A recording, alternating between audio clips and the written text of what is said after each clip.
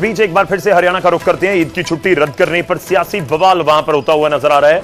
हरियाणा में कांग्रेस के विधायक आफ्ताब अहमद की तरफ से स्टेटमेंट दी गई। उनके बयान में जिक्र था कि मुस्लिम भाईचारे की भावनाएं आहत हुई हैं।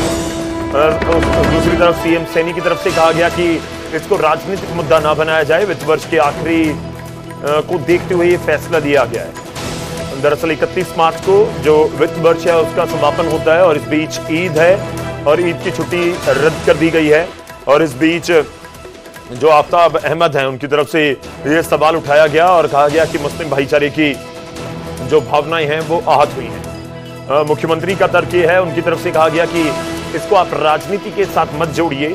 ये केवल इसलिए किया गया क्योंकि जो वित्त वर्ष है वो खत्म हो रहा है और इस बीच लेन देन प्रभावित ना हो, इसलिए यह फैसला लिया गया। हरियाणा विधानसभा में मुद्दा उठाते हुए नूंह से कांग्रेस के विधायक आफ्ताब अहमद ने कहा कि एक बड़ा त्योहार है और चीफ सेक्रेटरी ने इस तरह का नोटिफिकेशन जारी कर दिया है, जिसके जवाब में मुख्यमंत्री की तरफ से यह तर्क दिया।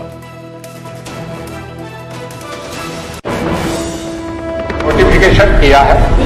हमारा ईद उल फितर का त्योहार जो है, रमजान चल रहे हैं, ईद उल फितर का त्योहार 31 तारीख का है और उसमें सिर्फ इसलिए कि ईयर एंड पे उसको जो है रिस्ट्रिक्टेड हॉलीडे बना दिया, गजटेड हॉलीडे के लिए। सर एक ही त्योहार और मैं आपसे क्या मतलब ये कल नोटिफिकेशन सर ये पूरा हिंदुस्तान में मनना है, कोई यही थोड़ी की 31 मार्च। एक मिनट मैं कुछ बता रहा मैंने मुख्यमंत्री मान्य अध्यक्ष जी उसके ऊपर विचार हुआ है, मंथन हुआ है, क्योंकि ये लास्ट ईयर इसके दिन है ईयर के और उसके अंदर शनिवार फिर इतवार फिर आगे छुट्टी, क्योंकि कई ट्रांजैक्शन लास्ट में होती है, उसके लिए RH किया उसको।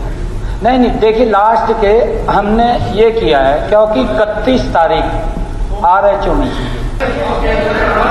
मान्य अध्यक्ष जी मेरा निवेदन है कि इसको कोई मुद्दा ना बनाए, क्योंकि ठीक है आफ्ताब जी आपने बात रख ली व्यवस्था के अनुसार।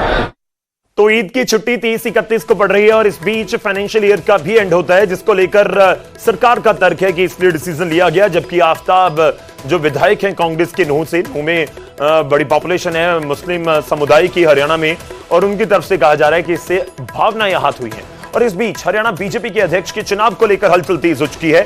दिल्ली में मुलाकातों का दौर जारी है।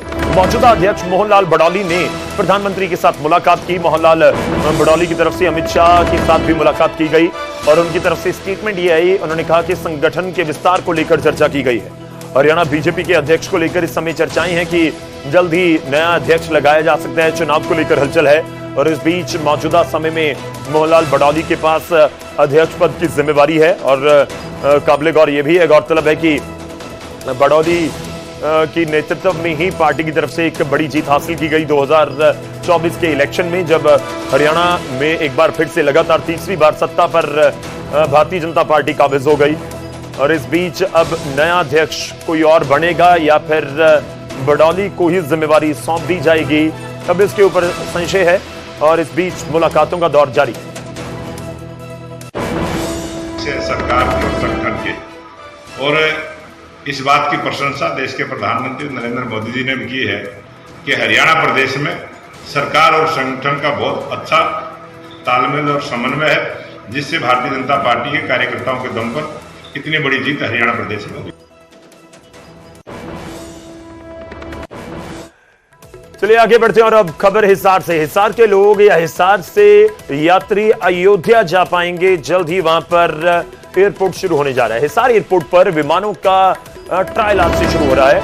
14 अप्रैल को प्रधानमंत्री नरेंद्र मोदी की तरफ से विमान को हरी झंडी दिखाकर 5 राज्यों के लिए विमान सेवा की शुरुआत की जाएगी।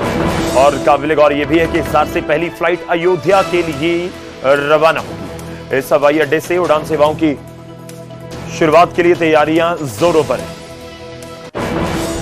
और इस बीच आपको लिए चलते हैं हरियाणा विधानसभा। मुख्यमंत्री नायब सैनी की तरफ से संबोधन किया जा रहा है। जांच के बाद अब वो सारा चल भी रहा है, कोई ऐसा नहीं है। कल मेरे ख्याल समापन हुआ है उसका और काफी संख्या में कल भी लोग वहां पर आए थे।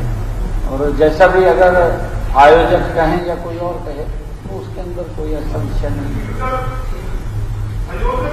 पापा जी जो हरिओम जी हैं उन्होंने भी कहा कि मेरे खिलाफ साजिश रची जा रही थी, मेरे को मारने की साजिश थी और परिवार के लोगों ने भी सीएम साहब मेरे से खुद कहा कि हमारी ये जांच कराई जाए, हमारे बच्चे को गोली लगी है, उसको इंसाफ मिलना चाहिए।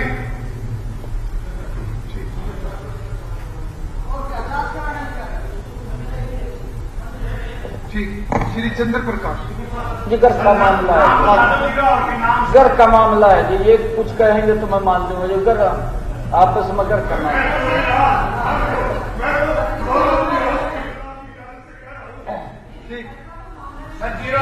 धन्यवाद। चंद्र प्रकाश स्पीकर साहब, जीरो के नाम बताइए सर।